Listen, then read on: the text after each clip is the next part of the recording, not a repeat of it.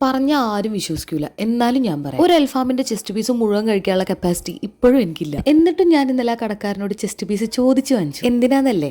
അതൊക്കെ ഉണ്ട്. അതിനൊക്കെ മുമ്പ് ഞാൻ എന്റെ ഒരു കൂറ സ്വഭാവം പറഞ്ഞുതരാം. അടുപ്പിച്ച് 2 ദിവസമോ 2 നേരമോ ഒരേ ഭക്ഷണം കഴിക്കാന്ന് പറഞ്ഞാൽ എനിക്കത് ഭയങ്കര ബുദ്ധിമുട്ടുള്ള കാര്യം. ചായ മാറ്റലാണ് എന്റെ മെയിൻ പരിപാടി.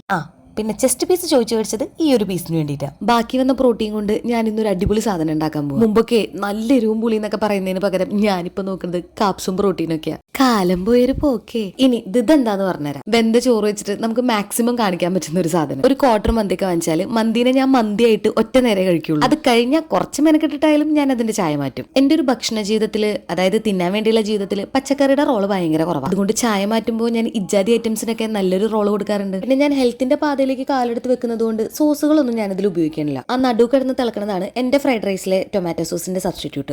നമുക്ക് വേണമെങ്കിൽ സ്റ്റൈലിൽ ടൊമാറ്റോ പ്യൂരി എന്നൊക്കെ പറയാം. അതായത് തക്കാളി മിക്സിയിൽ അടിച്ചത്, പിന്നെ കോഴിട്ടൊരു മുട്ടയും. ഒന്നിനും ഒരു കുറവ് വേണ്ടാന്നേ. ഇനിയാണ് ഇതിലെ മെയിൻ താരത്തിന്റെ കടന്നുവരവ്. സാധാരണ ഞാൻ ഇതിൽ മന്തി റൈസ് തന്നെയാണ് ഇടാറ്. പക്ഷെ ഇപ്രാവശ്യം ഞാൻ കുറച്ച് റിച്ച് ആയതുകൊണ്ട് ബസ്മതി റൈസ് ആണ് വേവിച്ചിരുന്നത്. അരി ഏതായാലും വേവ് നന്നായാൽ മതി. മുക്കാലും നിങ്ങളുടെ പോരും ചെയ്യണം, എന്നാൽ ഒന്നിൽ കൊട്ട് എത്താനും പാടില്ല. വെജിറ്റബിൾസിനെ ഞാൻ ഫ്രൈഡ് റൈസിൽ ഒതുക്കിന്ന് കരുതിയോ?